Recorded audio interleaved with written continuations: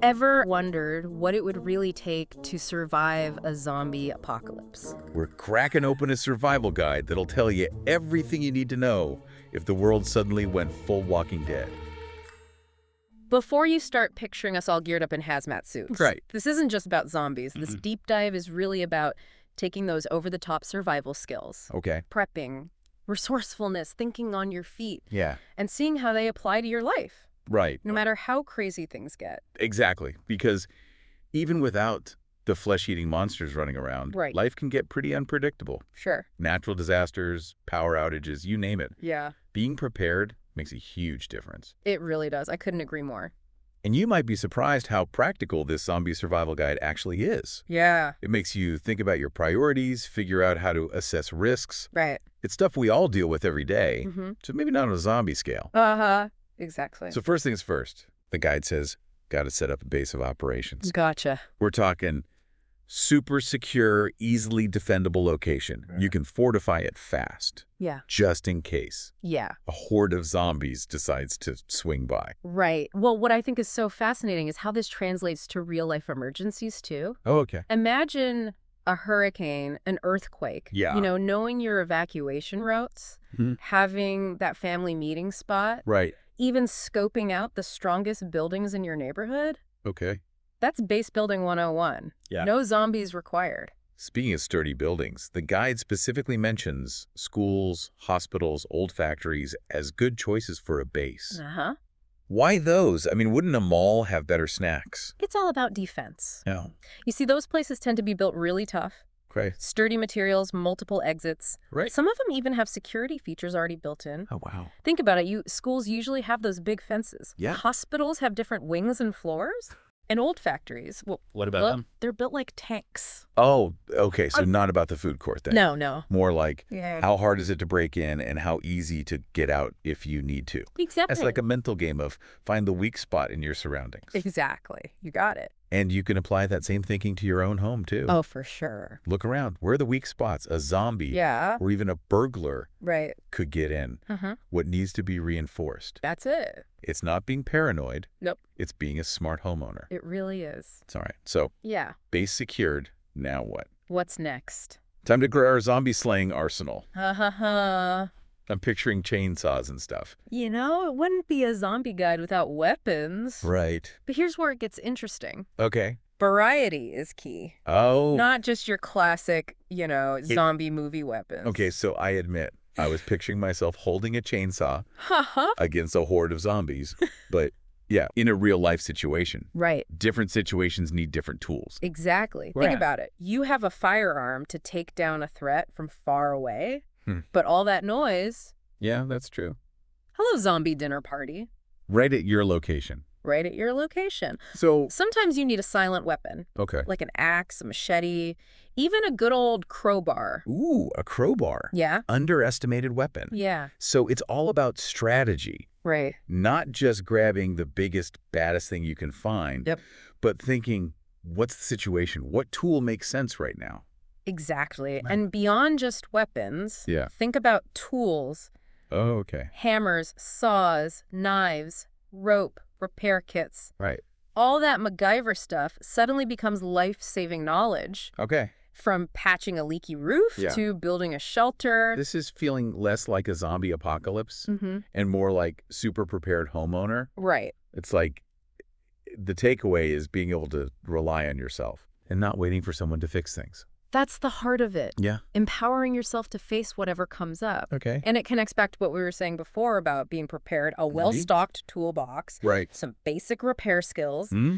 even knowing some first aid. Yeah. Those are assets no matter what happens. Okay, let's talk about supplies then. Right. The make or break stuff. Right. The guide is very clear. This is life or death stuff. Uh-huh. And water is the MVP, Absolutely. the top priority. It is. Why is that? I mean, sure, staying hydrated is important, Yeah. but is it really that crucial? You can go weeks without food, Really? but only a few days without water. Oh, wow. Our bodies can't function without it. Yeah, that's true. The guide recommends having a large stash of clean water. You need it for drinking, for cooking, for cleaning, Right. even basic hygiene, which, believe it or not, Yeah. the guide stresses even in a zombie apocalypse. Really? Yeah, because infections and illnesses, Oh, yeah. they don't care if there's a horde of zombies outside. Right. They'll still get you. That's true. They will.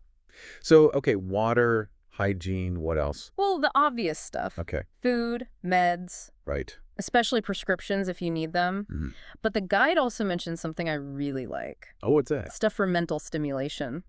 What? Yeah, books, games, puzzles, Wow. anything to keep your mind sharp and stave off that boredom Okay. when things are stressful and you're cooped up. That's a good point. Yeah. Survival isn't just about the physical stuff, right? No, it's not. Your mental and emotional health. Right. That's got to be a priority too, It really does. especially if this whole zombie thing drags on a bit. Right. And it all ties back to that self-reliance thing we were talking about. Okay. Having what you need to be self-sufficient Right. for a while, just in case. Just in case. Those systems we rely on go kaput. I'm already feeling more prepared. And we haven't even gotten to the zombie fighting part yet. I know, right? Seriously, though. Yeah. Speaking of being prepared, let's talk about first aid. Okay. Not the most glamorous part of surviving a zombie apocalypse. Right. But pretty darn important. Yeah, pretty darn important. No doubt about it.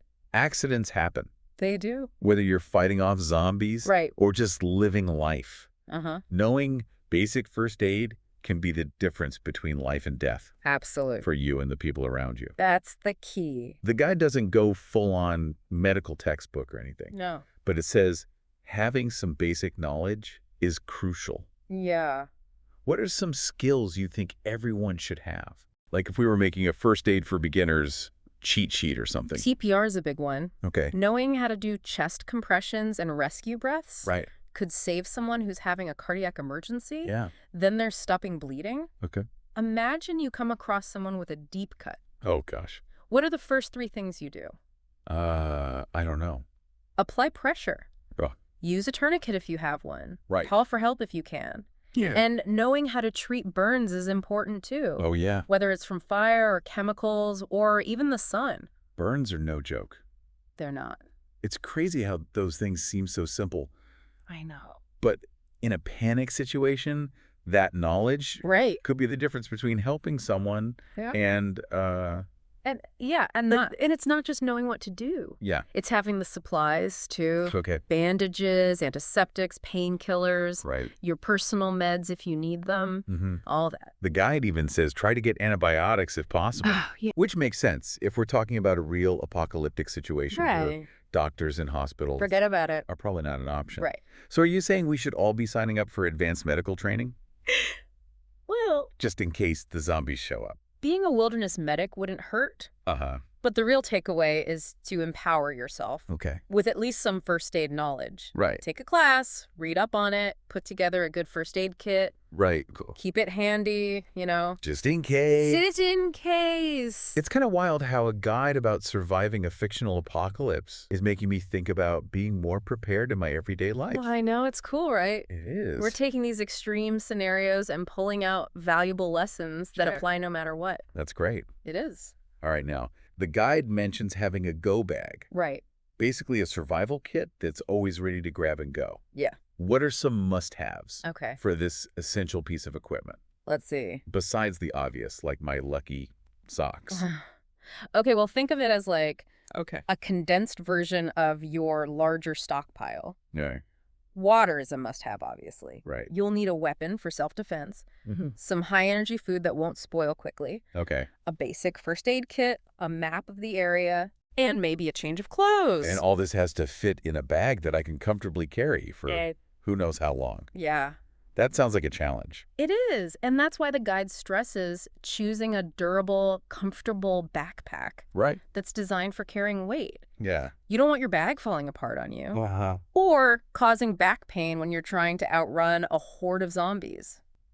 This whole go bag thing brings up an interesting question. And you listening, think about this. Okay. What would you include in yours? That's a good question. Like, if you had to grab one bag and hit the road, Yeah. what's making the cut? What are the absolute essentials you'd need to survive for a few days on your own? Yeah. What items would provide comfort, security, and a sense of preparedness? It's a good question. It really is. It is a fascinating thought experiment that can reveal a lot about your priorities and Yeah. how you approach risk. All right, we've covered a lot of ground already. We have. But guess what? What? We're just getting started. Oh, yeah. Up next, we'll delve into some of the more tactical aspects of survival, Okay. like stealth, evasion, and the complexities of encountering other survivors. Right. Trust me, Yeah. things are about to get really interesting. I can't wait. It's time to talk about survival in action, Okay. specifically stealth and evasion. Right. You know, moving like a ninja, blending with the shadows. Right. Right. Basically becoming invisible to those hungry hordes. The guide really leans into that classic zombie movie vibe Yeah. of hiding in the shadows, moving silently to Right. avoid detection. Okay. But just like everything else we've talked about, Yeah. there's a real-world application here Okay. that goes beyond just outsmarting the undead. Okay, I'm all ears. Mm-hmm. How does sneaking around to avoid zombies translate to my everyday life? It's all about situational awareness, Okay.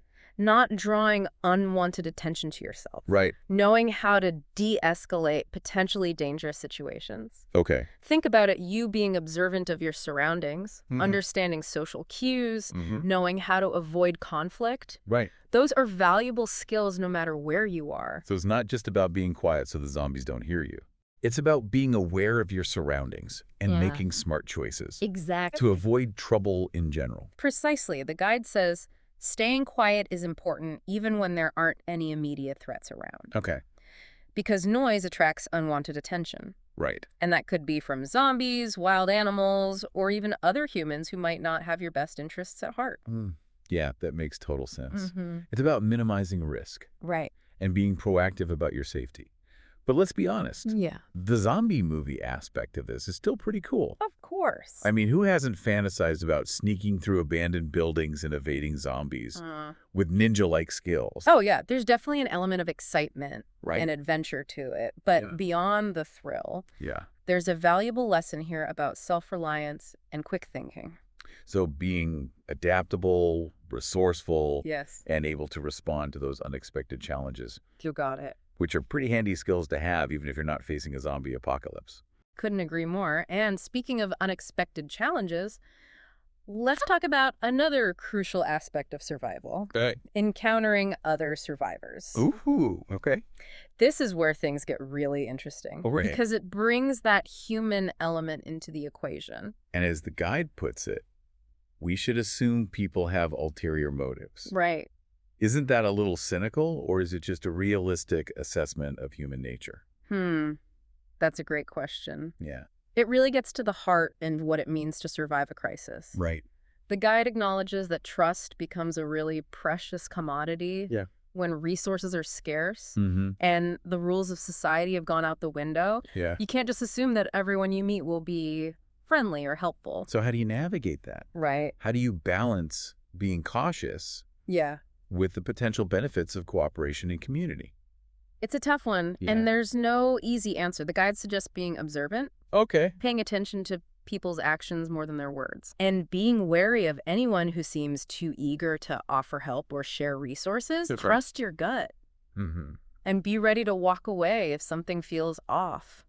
But at the same time, being alone can be just as dangerous. Right. Well, for sure. I mean, we're social creatures. Right. We rely on each other for support, especially in times of crisis. That's true. The guide acknowledges that finding trustworthy allies Yeah. can be a huge asset in survival. Yeah. It's about finding that balance Right. between being too trusting and being completely isolated. So it's a constant process of assessment, Uh-huh. observation, Right. and adjusting Yeah, based on the people and situations you encounter. exactly. And it's important to remember that people's motivations can change. Oh, that's true. You know, someone who is helpful and trustworthy one day Nice. might become a threat the next. Wow. So stay vigilant and be prepared to adapt to those shifting dynamics. It makes you think, how would you judge someone's trustworthiness in a crisis? Yeah. What are your red flags? That's a good question. It's a fascinating thought experiment that can reveal a lot about your values and how you view human nature. We've covered a lot. We have. From fortifying your home to packing that go bag to Bro. the art of stealth Mm-hmm. and figuring out who to trust Yeah. when the world has gone crazy. It's a lot. It is a lot. But there's one more big piece of the survival puzzle we haven't talked about yet. Oh, okay. What's that? The mental and emotional side Oh, okay. of living through a full-blown apocalypse All right, so this is where it gets really interesting, right? It does. It's not just about keeping your body safe anymore, Right. but your mind and spirit, too. That's it. How do you hold on to hope when everything you know is gone? Yeah, the guide doesn't get into like therapy techniques or anything, Right. but it does acknowledge that constant stress and fear and loss Yeah.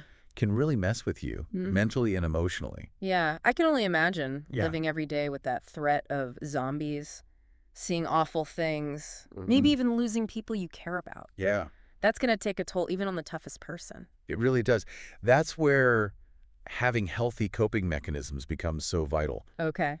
Finding ways to process trauma, Right. to hold on to hope. To find meaning, even when it feels like the world is falling apart. So what are some things that people could do Yeah. to stay mentally and emotionally strong in that kind of environment? Well, the guide talks about the importance of community, Okay. finding strength and support Right. in the connections you have with other people. Hmm. Even in a post-apocalyptic world, Yeah, humans are social creatures. it's true. We need connection, belonging, that feeling of being part of something bigger than ourselves. Yeah, it makes sense if everything you know is gone. Right. Those bonds with other people Right. become even more important. They do. They give you a sense of normalcy, Yeah. a shared purpose, a reminder that you're not alone You're not alone. in all this craziness. And think about it. Okay. This idea of community goes beyond just who's physically there with you. Oh, okay. Staying connected with loved ones who might be far away, Right. sharing stories, remembering the past. Yeah. Those things can help keep hope alive Okay. and remind you of what you're fighting for. It's a powerful reminder that even when things are really dark, Yeah. humans have this incredible ability to find resilience, They do. to create meaning, and to forge those connections that help us get through. So to all of you listening out there, Yeah. we hope you enjoyed this deep dive Mm-hmm. into the world of zombie survival Right. and that it sparked some thoughts about being prepared, Yeah. finding strength in yourself and others, Absolutely. and the incredible power of the human spirit. Well said. And hey, stay safe, Stay safe. stay adaptable, Stay adaptable. and never stop learning. We'll see you next time. See you next time.